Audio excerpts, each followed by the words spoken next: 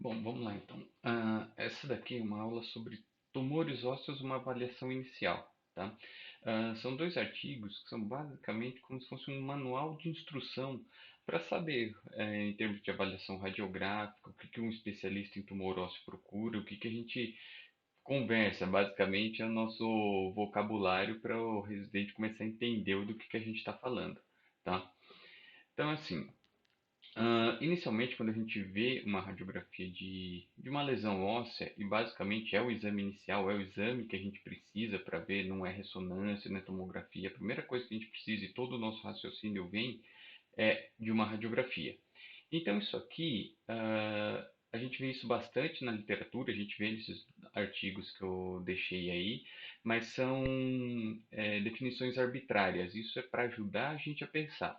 Então, a gente divide basicamente em algumas faixas etárias, né? Abaixo de 20 anos tem os tumores que são mais prevalentes, acima de 40 anos tem os tumores que são mais prevalentes, e entre 20 e 40 anos eles quase que mesclam praticamente tudo, tá bom? Quase que tudo é possível, tá?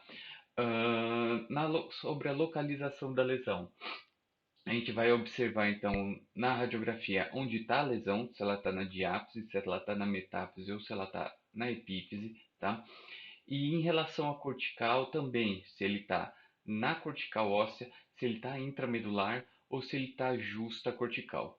Tá? E em relação ao osso hospedeiro, né, no osso que ele está, o que, que ele causa também? Se ele tem ou não uma reação perosteal e se essa reação perosteal ela é lamelar ou do tipo especulada, tá? E se ele tem ou não um halo de esclerose, ou seja, se ele está presente ou ausente. Então, basicamente, é isso que a gente vê. Então, num paciente jovem, de 26 anos, no fêmur distal, uma lesão mista, porque a gente vê áreas de osteólise e áreas de formação óssea, tá? Com extensão para partes moles, uma região metaepifisária, com levantamento aqui do periósteo, formando um triângulo de Codman. Então, basicamente, a ideia que você vai ter aqui é de que isso aqui pode provavelmente ser um osteosarcoma. Então, tudo você já fez pela radiografia. Os outros exames, as outras avaliações são basicamente secundárias, tá? Então, assim, em termos de faixa etária, esse artigo ele coloca essa tabela, que é uma tabela interessante, mas tem uns errinhos aqui. Então, abaixo de 20 anos que a gente pode pensar em benigno. Defeito cortical fibroso, fibroma não cificante, o cistócio simples, o cistócio aneurismático, um condroblastoma, uma estiocitose, o osteoblastoma, que era condroblastoma, acho que eu li errado. O osteoblastoma, o osteomosteoide, a osteofibrodisplasia, o fibroma condromixoide, a displasia fibrosa e o encondroma. Malignos abaixo de 20 anos. Então você pode pensar numa leucemia, que é muito mais raro, não é tão comum. O sarcoma de Ewing, o osteosarcoma, aqui todos os tipos. O neuroblastoma, o retinoblastoma, isso aqui a gente pensando em metástase, tá? O rabdomiossarcoma e o linfoma de Hodgkin. Ah, Acima dos 40 anos, vamos deixar um pouquinho para lá, porque aqui a gente já vê um errozinho. A gente está pensando em lesões benignas. A displasia fibrosa, ok. Paget, vamos deixar passar o Paget. Não deixa de ser uma lesão benigna, mas ela pode ser um precursor maligno. Agora, linfoma de Hodgkin não é benigno, condrosarcoma, fibrostistoma maligno, osteosarcoma, e principalmente osteosarcoma secundária, peixe, isso aqui devia tudo estar na parte maligna que a gente coloca principalmente as doenças metastáticas, que é o mais comum, acima de 40 anos, e o mieloma. E entre 20 e 40, muita coisa aqui se sobrepõe, tá bom? O encondroma, toda a faixa etária, o tumor de células gigantes, geralmente ele está numa faixa etária intermediária, o osteoblastoma também, osteomosteoide, fibroma condromixoide, a displasia fibrosa, como eu coloquei aqui embaixo, e como as lesões malignas, basicamente o osteosarcoma, o adamantinoma, o Ewing também pode aparecer aqui também, tá bom? Aqui, esse aqui é bem interessante porque assim, os tumores ósseos, eles gostam, ou pelo menos cada lesão tem a sua área de preferência, uma área que ela costuma ocorrer mais. Então, se você pensar em lesões epifisárias, é comum você encontrar o que a gente chama de osteocondroma articular, tá? Que é a doença de Trevor, tá? O condroblastoma, o cistócio aneurismático, o tumor de células gigantes, o cistócio aneurismático aqui, e e também a parte relacionada à osteomielite, tá bom? Na região metafisária, não quer dizer também que a lesão que seja metafisária ou mesmo diafisária, ela fique trancada nessa região, mas é mais comum ela acontecer nessas regiões ou o epicentro dela serem aqui. Então, geralmente na região metafisária, o que, que a gente tem? O defeito cortical fibroso, ou fibroma não ossificante também, dependendo do tamanho, ou o osteocondroma, que geralmente ele está metafisário e ele não cresce em direção à epífise, ele corre em direção à diáfise, ou o osteosarcoma, o fibrosarcoma, o fibroma condromixoide, o cisto ósseo mereurismático também, tá bom? Aqui, às vezes, ele pode chegar a essa região aqui se ele expandir bastante. O encondroma, o cistócio simples, tem bastante lesões nessa região. E na região diafisária, o adamantinoma e osteofibrodisplasia, que eles adoram a região da cortical da tíbia, tá bom? O osteoma osteoide, fratura por estresse, né, que já não é uma lesão tumoral, uma osteomielite crônica, e aqui também tumores de células redondas e a histiocitose. Se você pensar aqui também outra separação, aqui ele já separa um pouquinho mais por faixa etária, tá? Região diafisária, abaixo dos 20 anos, o adamantinoma é um pouquinho mais velho, em geral ele estaria mais aqui, mas também não é impossível. Granuloma eosinofílico, sarcoma Diel, osteofibrodisplasia, linfoma, osteoma osteoide. Aqui ele não separa entre maligno e benigno, ele só coloca, né, o que seria mais comum da faixa etária. Na metáfise, o cistócio anerismático, o fibroma condromixoide, o econdroma, o fibroma não ossificante, o osteocondroma, o osteosarcoma, o cistócio simples.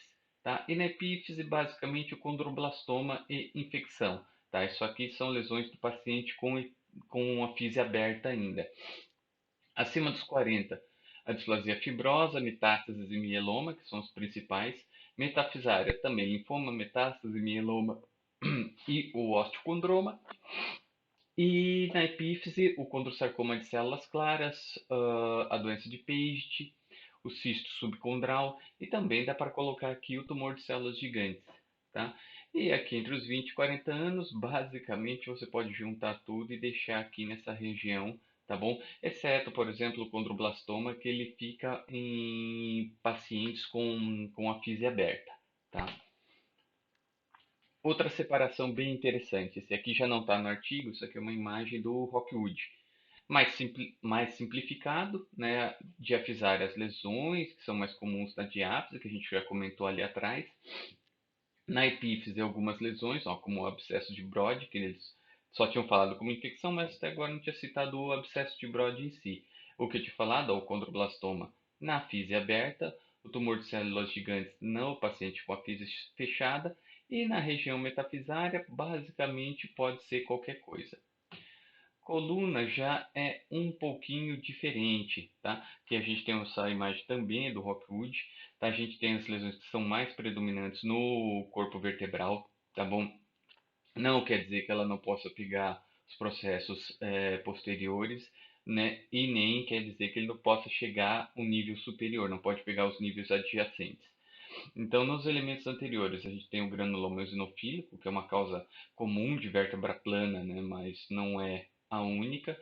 Uh, estes, aqui ele coloca o granuloma e a histiocytose. São basicamente a mesma coisa, tá? A histiocytose, na verdade, é como se fosse o título do capítulo, que nele você tem o granuloma, assim, solitário ou múltiplo, a doença de Hensler-Christian e o Letter-Sieve.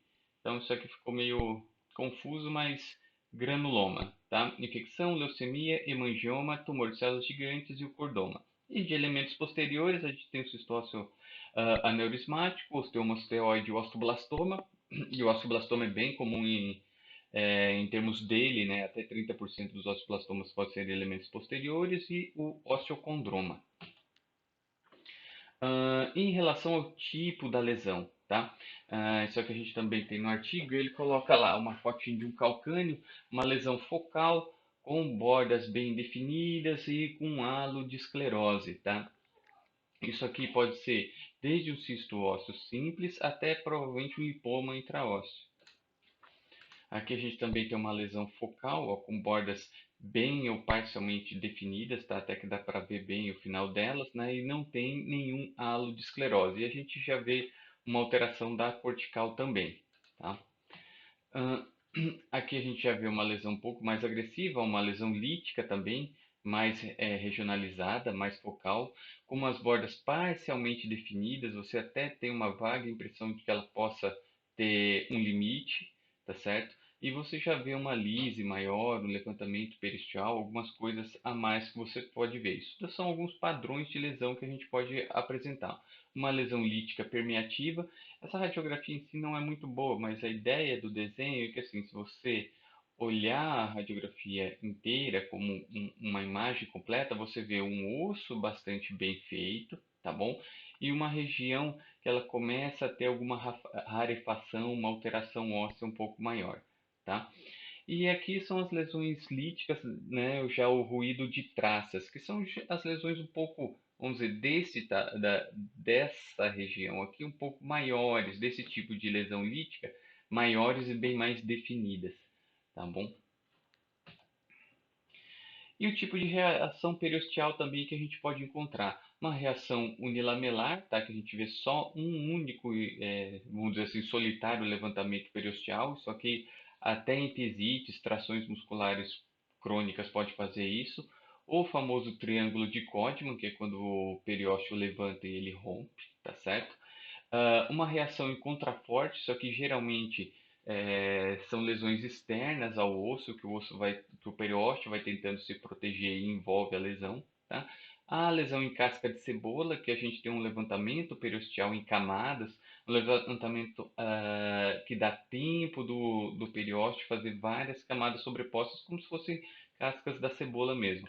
E as lesões espiculadas em raios de sol, tá? Que são aquelas lesões em que o periósteo faz alterações perpendiculares ao osso, tá bom? Que elas podem ser só as espículas assim paralelas ou serem radiadas como literalmente os raios de sol.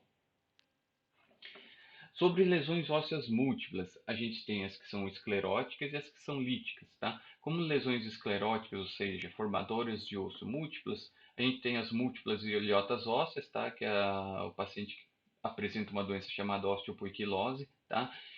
Metástases osteoblásticas também, é aquele que coloca próstata, mama, pulmão, cólon, adenocarcinomas, é, e as lesões líticas, que a gente tem também as metástases osteolíticas, também próstata, mama, todas em si, né?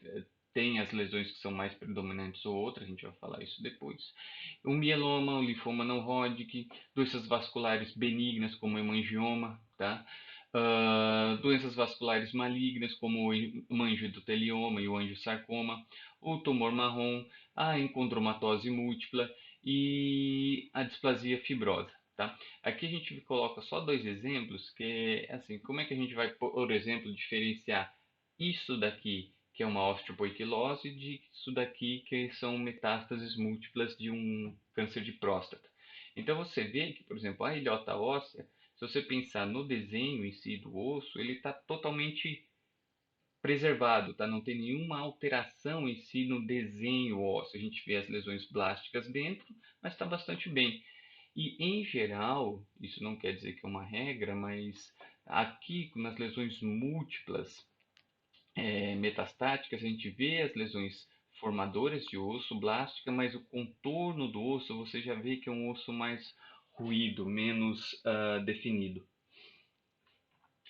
Então, lesões expansivas em bolhas de sabão. A gente tem as benignas, né, que são o cisto aneurismático, fibroma não ossificante, fibroma condromixoide.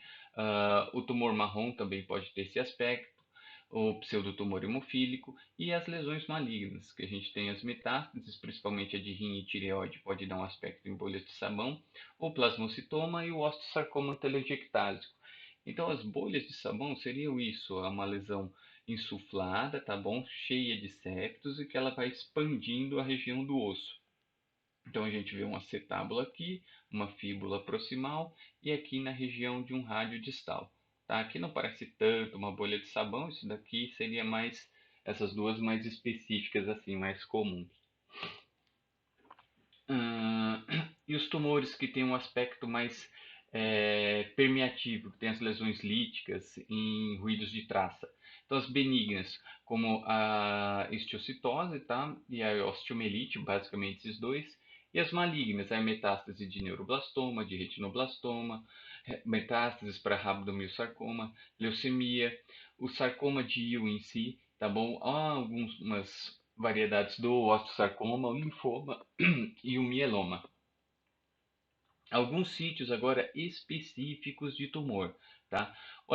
O adamantinoma e a osteofibrodisplasia, que eles gostam da região anterior do córtex da tíbia, tá? Eles podem pegar fíbula também, tem algumas descrições raras em calcâneo, fêmur, mas basicamente 80-85% dos adamantinomas na cortical anterior da tíbia, tá?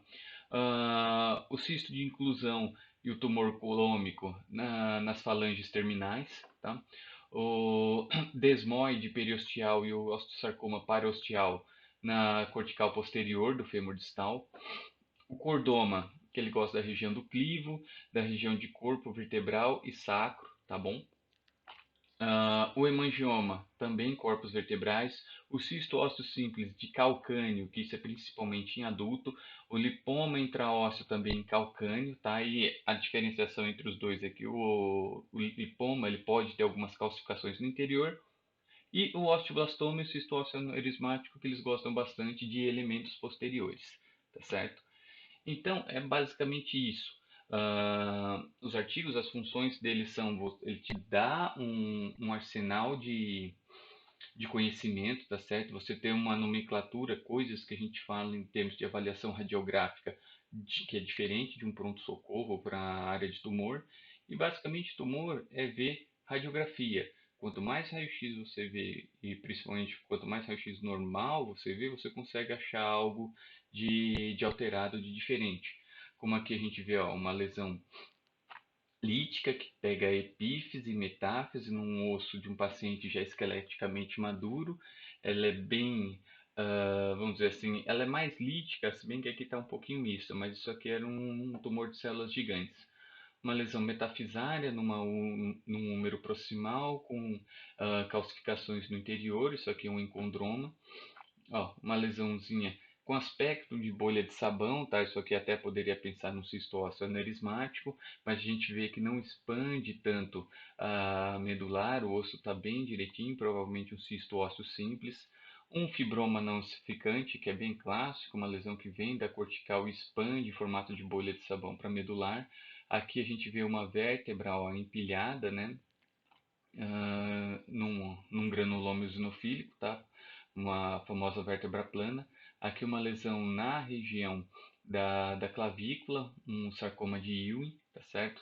Uma lesão aqui, ó, você vê na região diafisária da clavícula. Por mais que seja uma região incomum e seja uma clavícula, também pega a diáfise. Aqui uma lesão formadora de osso contígua à cortical, que é um osteocondroma céssio, uma lesão lítica do ilíaco de grande volume, isso daqui é um sarcoma de Ewing também, a gente vê lá para frente depois que na aula de sarcoma de Ewing é uma região bem prevalente, tá? O Ewing gosta da pelve e principalmente do ilíaco. Outro Ewing, ó, aqui na região do ramo púbico, um paciente com osteocondromatose múltipla e aqui de novo um paciente com uma lesão de crânio com um granuloma eosinofílico. Tá certo?